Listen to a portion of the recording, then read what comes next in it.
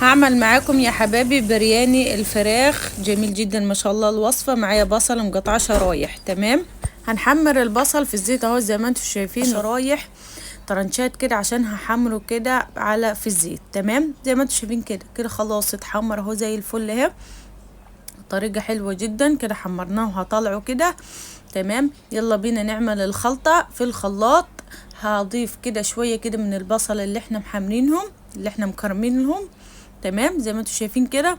وهنضيف كمان 3 فصوص كده من التوم ده نفرزاه في الفريزر. تمام، ومعايا كده جرن من الفلفل، جرن فلفل رومي او حامي اللي انتوا حابينه. ومعايا كده علبتين من الزبادي او علبة زبادي. تمام، علبة زبادي. بعد كده معايا معلقتين من المعجون الطماطم اللي هو صلصة الطماطم دي، المرق اللي احنا هنحطه عليه.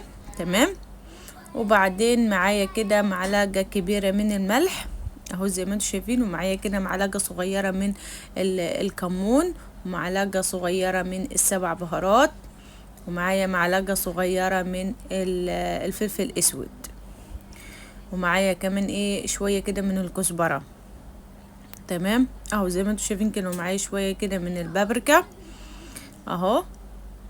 ومعايا كمان معايا كمان هضيف كوبايتين من المية اللي بتغلي. تمام اهو زي ما انتم شايفين كده. هنفرم ده كله في الخلاط اهو، مفيش اسهل من كده ولا احلى من كده، سهلة جدا. تمام، فهنعملها كلها في حلة واحدة، في الحلة، نفس الحلة اللي احنا عاملين فيها البصل. معايا كده فرخة مقطعاها كده بنفس الطريقة ديت، ومغسلها غسلة حلوة بالدقيق والليمون والخل وخلاها زي الفل.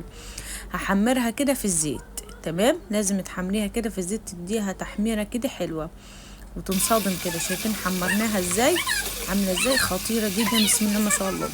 وبعد كده لما نحمرها هنضيف عليها الخليط دي. لو وصلنا لغايه هنا قول اللهم صل وسلم وبارك على سيدنا محمد. ازيكم يا حبايبي، عاملين ايه؟ وحشتوني جدا جدا من الفيديو اللي فات. النهارده فيديو جديد.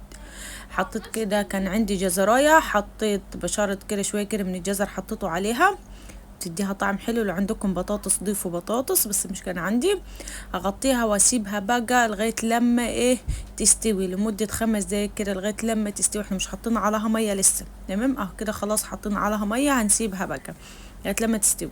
شوفوا بقى الاكله اللي انا عاملاها ما شاء الله، روبياني دجاج، جميله جدا ما شاء الله.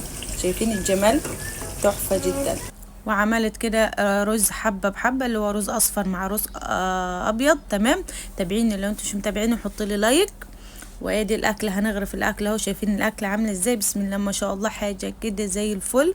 جربوا الوصفه ده والله هتعجبكم جدا. وصفه حلوه جدا، عجبتني والله. وجربوها، ما تنسوش تحطوا لي لايك، واستنوا الفيديو الجاي. يلا باي، مع السلامه.